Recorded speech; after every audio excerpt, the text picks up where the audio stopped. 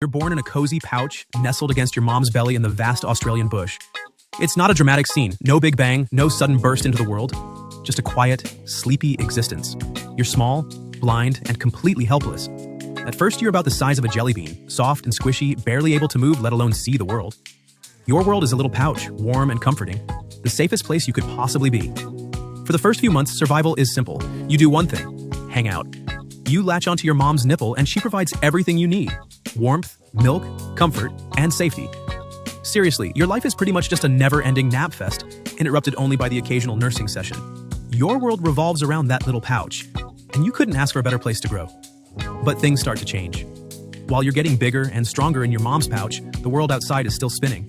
Your mom isn't just going to carry you around forever. Eventually, she'll have to get up, and so will you. There's a whole world out there waiting for you, one that's not as cushy as your little pouch. But before you can face it, you've got a few things to figure out.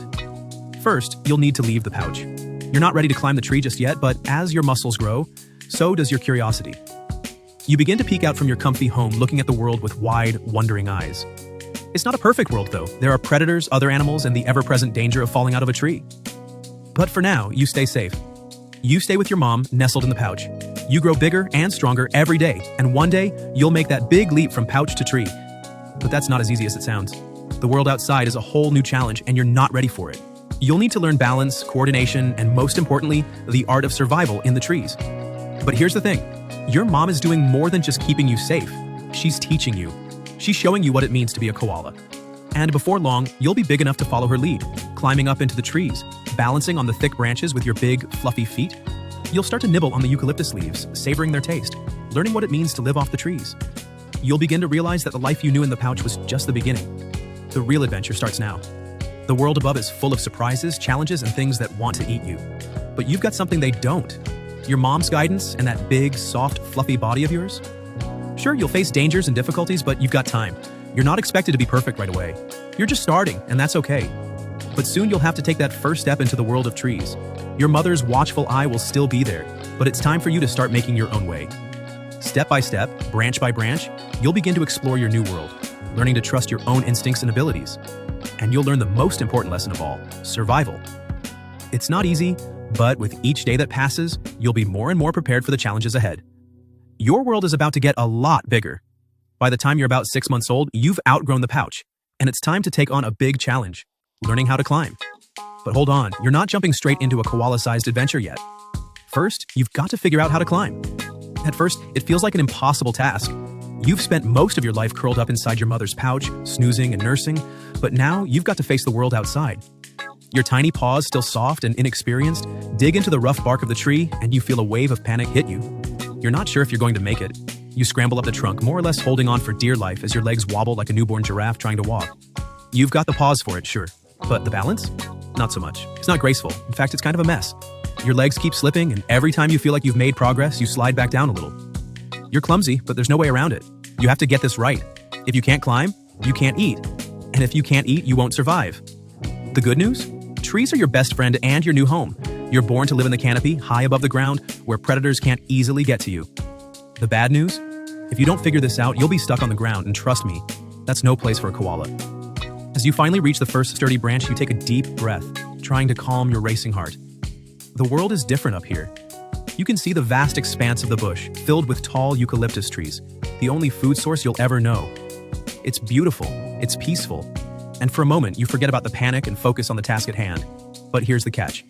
These leaves are super low on nutrients, so eating them is a full-time job. You're not just hanging out in the tree for fun. You're living in a slow-motion snooze, nibbling on eucalyptus leaves for hours and hours a day.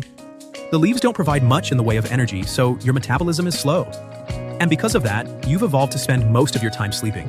You'll nap for 18 to 22 hours a day, only waking up to eat and move to another branch when the leaves have been picked clean. You didn't expect the world to be so slow. You're used to the hustle of the ground, the rustle of the leaves underfoot, and the sudden bursts of energy required to dodge predators, but up here it's different. It's a slow, methodical life. Every movement is deliberate, every meal is carefully chosen. You move from branch to branch, never in a hurry. You're a koala now. The world has slowed down for you and you've learned to move with it. As you settle into this new rhythm, you realize something important. It's not just about surviving, it's about living in harmony with the trees. They give you everything you need: shelter, food, and safety. They are your home, your lifeline. Without them, you wouldn't exist. And now, you understand why the eucalyptus leaves are so special.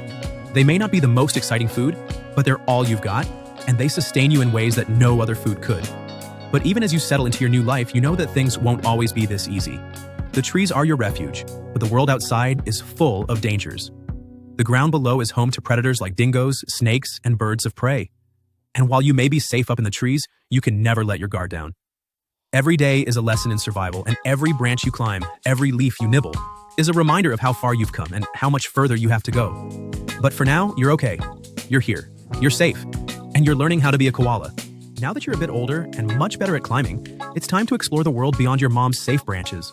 The excitement of independence builds up as you begin venturing further into the forest. But wait, where's the food? You reach the leaves, but they don't taste as good as you thought they would. Eating eucalyptus is an art form, and you soon realize that not all leaves are created equal. Some leaves are dry and tough, the tough fibers unyielding to your attempts to chew, and your tummy isn't exactly thrilled about the bland meal. You gnaw at the leaves, your sharp teeth scraping across the tough surface, hoping to find something more tender. But much like your days in the pouch, there's no immediate gratification. Patience is your greatest tool. At first, it's frustrating. You spend hours searching for fresh, tender leaves, your ideal meal, but often what you find is a disappointment. That's the hard part about being a koala. The leaves are your lifeline, but they are also a constant source of frustration. Every bite you take is not only a struggle, but it's a gamble. You can never be sure whether you found the right leaves or if you're just wasting time gnawing on tough branches.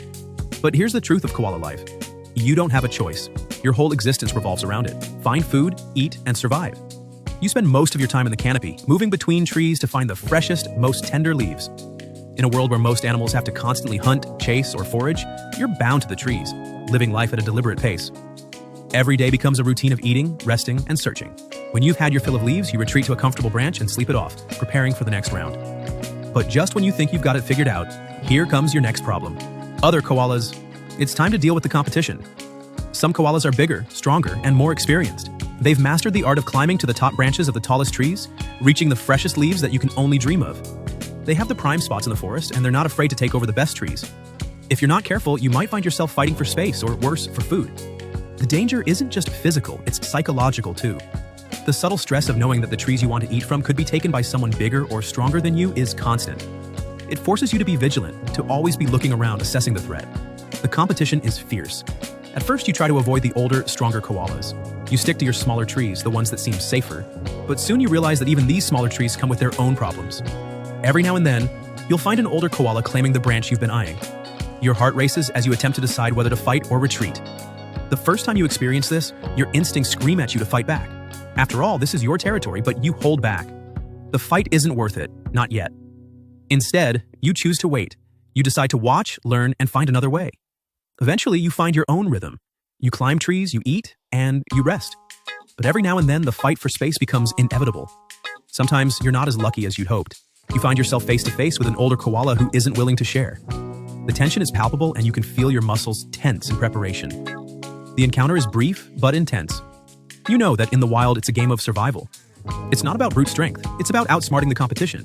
Whether it's retreating, finding another tree, or waiting for the right moment, you've learned to navigate the complexities of koala life. Koalas may spend most of their lives in relative peace, but that doesn't mean there aren't moments of stress, competition, and pressure. It's these challenges that help shape you into the koala you're becoming. Through each challenge, whether it's a difficult meal or a territorial fight, you become more attuned to the rhythm of life in the canopy. The slow-paced, steady life you're learning to live becomes a survival strategy. You may not be the fastest or the strongest, but you've learned that being a koala is all about strategy, patience, and resilience. By the time you're around a year old, you've become a pro at this whole koala thing. You've learned to find the best eucalyptus trees, avoid fights with the older, bigger koalas, and master the art of lounging in trees like you were born for it. The world above ground has become a familiar place, and you're no longer that awkward, unsure young koala.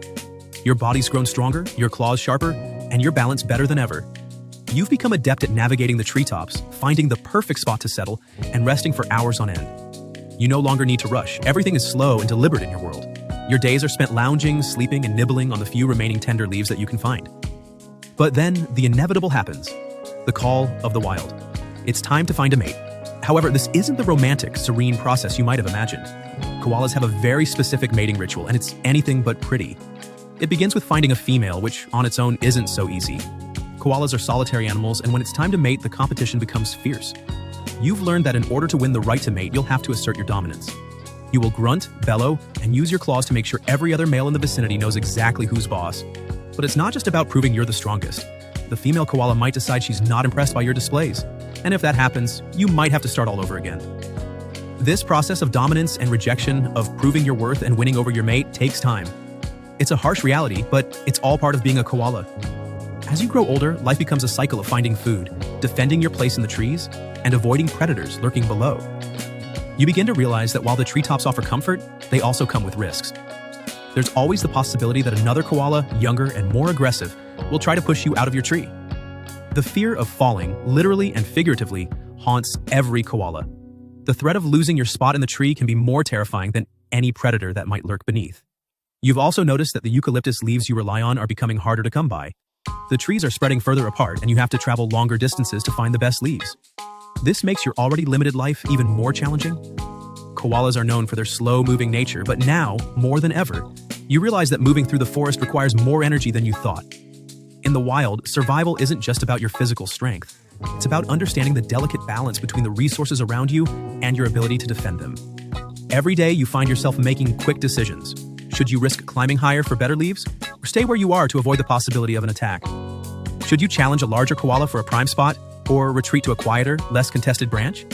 But in the end, the most important thing is to stay alive. The cycles of your life, eating, resting, defending, mating, continue.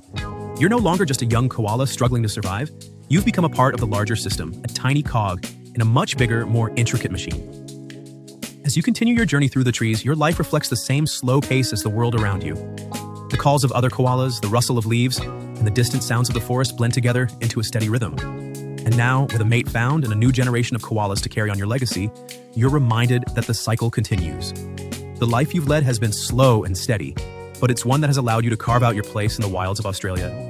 As you watch the sunset over the vast, expansive bush, you realize that, for all its challenges, you've lived life on your own terms. And that, in the end, is the essence of being a koala.